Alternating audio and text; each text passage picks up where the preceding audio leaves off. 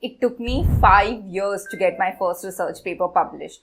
If I were to start all over again, I would publish my first paper in less than 3 months. Hi everyone, I am Neha Agrawal. I'm the founder of WiseUp and an alum of NTU Singapore.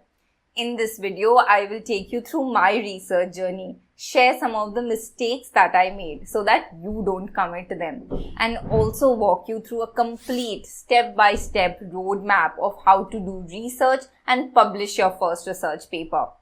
Towards the end, I have a surprise for you where you will get access to top research internships, conferences, and exclusive discounts on AI tools. So stick around. And now, let's get started. Let me take you 10 years back. I was in my second year of undergrad and super eager to start research. But I had no clue where and how to begin.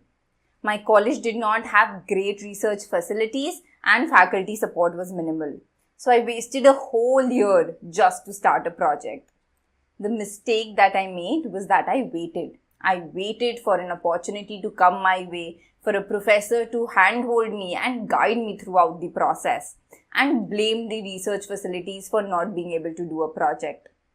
The truth is, in 2025, you don't need any handholding. You could be from a tier 3 or tier 4 college in India without any research infrastructure and still publish your work in top international journals. Here's what you need to do. First, assess the facilities available. Have a clean room in your college? Feel free to take up a nanotechnology project. Have access to chemical labs? Go ahead and do a synthesis-based project. But have no research facilities available? Don't worry. Go for a computational or a simulation-based project using ANSYS, COMSOL or MATLAB. Second, choose the research topic yourself. You don't need a professor to do that anymore. Simply go to an AI tool which offers an AI chat assistant, be it Perplexity, PaperPal, Jenny, and then type the question, give me research topic ideas on my area of interest. Ideally, the more specific you are, the better results you will get. And then do a deep literature review to ensure that the topic you have chosen is indeed novel. I'm going to link a couple of videos here which can further guide you through the process. Now, when I started working on my research, accessing research papers was a big challenge. I would like an abstract and the moment I clicked on it, the paper was behind a paywall. It took me months of reaching out to seniors, emailing authors, and hunting for PDFs to get access to quality literature. But things have changed a lot now. You have access to top quality journals literally at your fingertips. Most universities nowadays realize its value and also offer subscription to major journals. But if your university still doesn't, here's what you can do. Start with open access papers. Tools like Consensus and Semantic Scholar have a filter for open access and has PDF, which allows you to go through only those papers which have a free PDF available. This saves you a ton of time. Now, if you still need a paper which is behind the paywall, search for it on arXiv. arXiv consists of preprints of articles which have not been peer reviewed yet. But 90% of the content remains the same, which is good enough for your literature review. And if you're still stuck, then check out my previous video on how to search and download research papers for free. And don't forget to check out the comments section because it includes some important suggestions I'm not allowed to include in the video. Once I had managed to get the papers, the next Herculean task was literature review. This involved going through hundreds of papers on Google Scholar, and not only did it take time, but I had no clue how to manage all that information. I would maintain Excels, scribble in my notebook, take a printout of the papers and highlight the important parts. But even after that, the information was all over the place and it was very difficult to consolidate everything when I sat down to write my paper. What took me 6 months back then can now be easily achieved in 2 weeks, thanks to AI. Use tools like Semantic Scholar and Consensus to find relevant literature faster than Google Scholar. And then use tools like Notion, Recall or Scholarcy to manage your notes, highlights, summaries all in one place. I've made a video on top 10 AI tools for research which not only covers these tools but also shares the flow in which you should be using them. So check that video out if you haven't already. After literature review, the next roadblock was in actually conducting research. And yes, I did face an issue in terms of available equipment in my college. But even with those that were available, nobody actually knew how to use them properly. We did not know how to prep the samples, what settings we should be using them in, and how to analyze the results. And no matter how many online articles we read, it never really helped. It was only when I went to NTU Singapore that I realized there was such a great solution available for this. We were given a training session before the use of each and every equipment. And that is when I realized how simple and effective this solution was, which is still missing in most Indian colleges. But again, AI tools to the rescue. Simply go to AI tools like ChatGPT or Perplexity, type the equipment name, for example SEM or XRD, and ask for sample preparation, operating procedures, common errors, and how to interpret the results. The kind of clarity you get from these tools today is something that even professors might not be able to provide. And now coming to the toughest part, writing a research paper.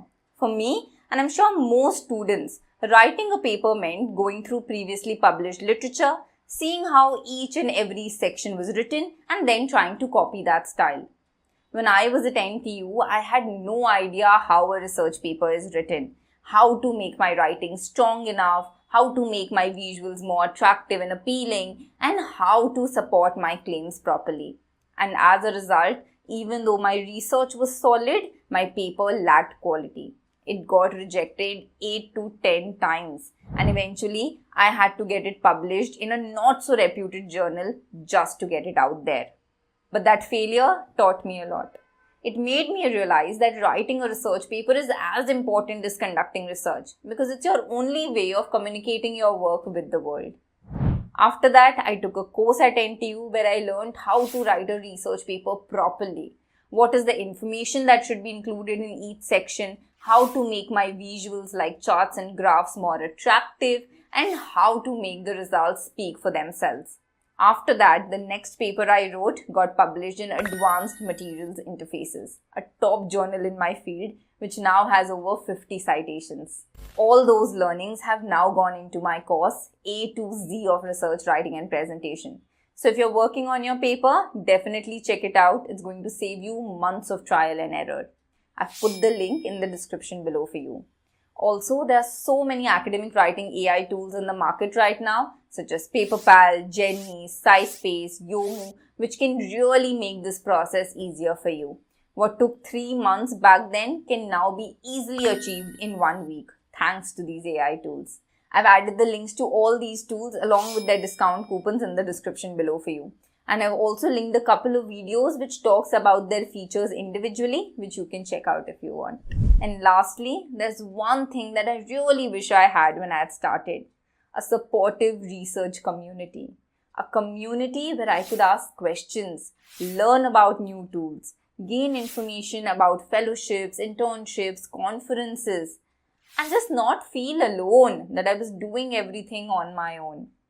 That kind of community did not exist back then and is still very hard to find today.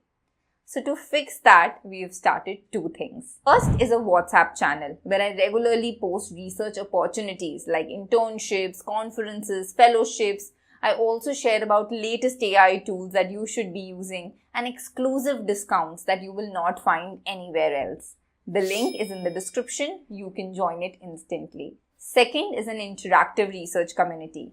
This is a space where students, PhD scholars, and early career researchers come together to network within their field, collaborate on projects, share information about the latest tools, methods, and best practices, and most importantly, get their doubts cleared in a supportive environment.